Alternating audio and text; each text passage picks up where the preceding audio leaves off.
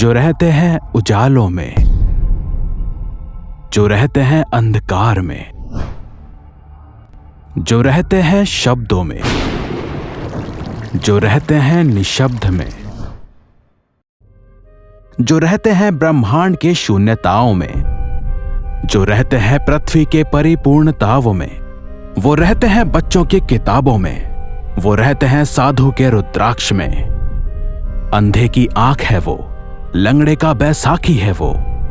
जन्म मृत्यु जीवन यौवन सूर्य चंद्र ग्रह नक्षत्र, इस संसार के जीवन मृत्यु के चक्र में सदा सर्वदा वो ही विद्यमान है, जो है जगत के नाथ प्रभु श्री जगन्नाथ।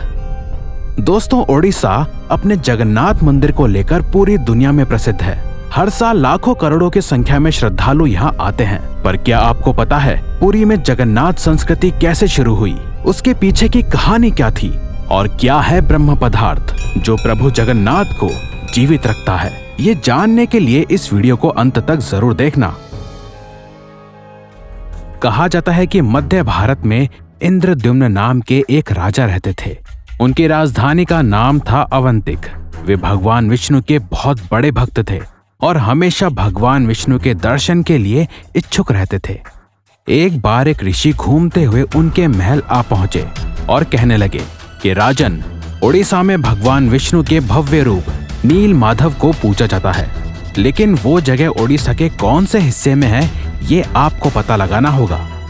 ये बात सुनते ही राजा इंद्रद्युम्न बड़े आनंदित हो उठे और तुरंत उन्होंने मंदिर के मुख्य पुजारी के भाई विद्यावती को आदेश दिया कि वो ओडिशा जाकर नील माधव की खोज करें।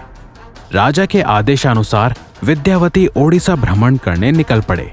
बड़ी ही लंबी यात्रा के बाद विद्यावती जब ओडिशा पहुंचे तब उन्हें कुछ गुप्तचरों के माध्यम से पता चलता है कि शिकारियों के मुखिया विश्वबासु एक गुप्त गुफा के अंदर नील माधव की पूजा करते हैं। ये बात सुनते ही विद्यावती तुरंत विश्वबासु से मिलने निकल पड़े। विद्यावती ने जब विश्वबासु से विनती की कि वे उन्हें देव पूजा का स्थान दिखाएं, तब कबीले के सरदार विश्वबासु ने उन्हें साफ साफ इनकार कर दिया। विद्यावती उस गांव में कुछ दिन के लिए रुके। कुछ ही दिनों में उन्हें विश्वबासु की बेटी ललिता से प्यार हो गया और दोनों ने शादी भी कर ली। शादी के कुछ ही दिन बाद विद्यावती ने अपनी पत्नी को नील माधव की केवल एक झलक दिखाने के लिए अपने पिता को मनाने के लिए कहा। आखिर बेटी की जिद के कारण विश्वबासु भी मान गए, लेकिन एक शर्त पर कि विद्यावती के आंखों पर पट्टी बांधकर उन्हें ले जाया जाएगा। पर विद्यावती बड़े ही चालाकी से अपने साथ कुछ सरसों के दाने लेकर गए थे और गुप्त गुफा के राज को याद रखने के लिए रास्ते में सरसों के दाने गिराते गए। गुप्त गुफा में पहुंचने के बाद जब विद्यावती ने आंखों से पट्टी हटाई तो उन्होंने नील माधव की दिव्य छवि को देखा और वो उन्हें देखते ही रह गए। गुप्त गुफा से लौटकर विद्यावती ने राजा इंद्रद्युम्न को सब कुछ बताया और राजा भी अपने प्यारे भगवान के दर्शन के लिए तुरंत ही निकल पड़े। लेकिन जब राजा विद्यावती के साथ गुप्त गुफा में वहां पहुंचे तब उन्हें वहां कुछ नहीं दिखा। नील माधव अंतर्धाम हो चुके थे। राजा निराश होकर वापस अपने महल लौट आए, लेकिन उसी रात उनके सपने में मानो देवलोक से कुछ संदेश आया कि वो पुरी जाएं और लकड़ी के दारू को बाहर निकालें जो पानी में तैर रहा होगा। राजा ने भी इस संदेश का पालन किया और पुरी के लिए निकल पड़े। वहां जाते ही उन्हें लकड़ी का एक तना तैरते हुए दिखाई दिया, लेकिन राजा के सेवकों के लाख कोशिशों के बाद भी कोई भी उस लकड़ी के दारू को उठा नहीं पा रहा था। अंत में कबीले के सरदार विश्वबासु की सहायता से उस दारू को महल में लाया गया, परंतु उस लकड़ी के दारू में से कोई भी कारीगर नील माधव की छवि को तराश नहीं पा रहा था।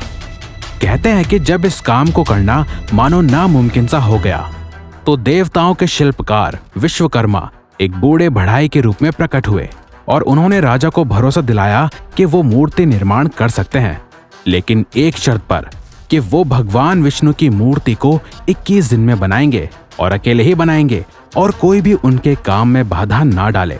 राजा ने ये सारी शर्तें मान ली। कमरे के अंदर से लोगों को सिर्फ आरी, छन्नी और हथौड़े की आवाजें सुनाई देती थीं। लेकिन 15 दिन बाद जब रानी को कोई भी आवाज सुनाई नहीं दी तो वो घबरा गई। उन्होंने सोचा कि शायद बूढ़ा कारीगर भूख प्यास से मर गया होगा। इसीलिए रानी ने दरवाजा खोलने के लिए राजा के सामने जिद पकड़ ली।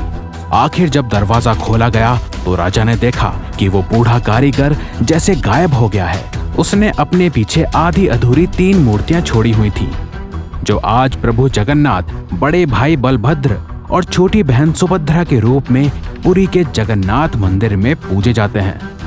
कहते हैं कि द्वापर युग में श्री कृष्ण की लीला एक शिकारी के हाथों समाप्त हुई थी और कलयुग में भगवान जगन्नाथ की यात्रा एक शिकारी के हाथों से शुरू। दोस्तों, क्या आपको पता है कि प्रभु जगन्नाथ को भी बुखार होता है? उनको भी दवाई दी जाती है। कभी कभी वो ठीक हो जाते हैं तो कभी कभी नहीं। उनका पुनर्जन्म होता है जिसे कहा जाता है नवकळेबरा, जो हर 8 साल, 12 साल या 19 साल में एक बार होता है।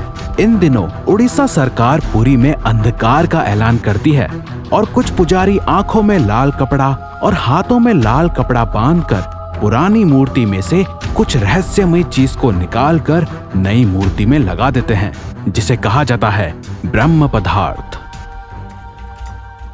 ब्रह्म जो जीवन का प्रमाण देता है। जैसे प्रत्येक शरीर में आत्मा होती है, वैसे ही प्रभु जगन्नाथ के शरीर में रहता है ब्रह्म पदार्थ या परमात्मा। यही कारण है कि प्रभु जगन्नाथ दुनिया के एकमात्र जीवित ठाकुर हैं। वो जो भक्तों की पुकार सुनता है, समझता है और इच्छाओं को भी पूरा करता है। ब्रह्म को लेकर हमेशा सवाल उठते हैं। भक्त हो या संत, खोज करता हो या शोध करता, हर कोई ब्रह्म की सच्चाई जानना चाहता है। लेकिन आपको बता दूं कि आज तक किसी को नहीं पता कि आखिर ये ब्रह्म है क्या। कुछ लोगों के अनुसार ये श्री कृष्ण और भगवान बुद्ध का जीवित रूप है और कुछ लोगों के अनुसार ये तांत्रिक शक्ति या फिर कोई पारलौकिक शक्ति है। कहा जाता है कि जहाँ श्री कृष्ण की मृत्यु हुई थी, तब उस शिकारी ने ही उनका अंतिम संस्कार किया था।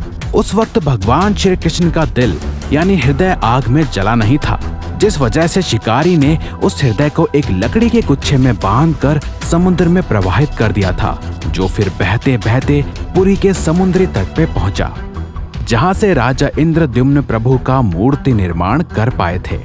तो ये थी प्रभु जगन्नाथ की मूर्ति निर्माण की कहानी।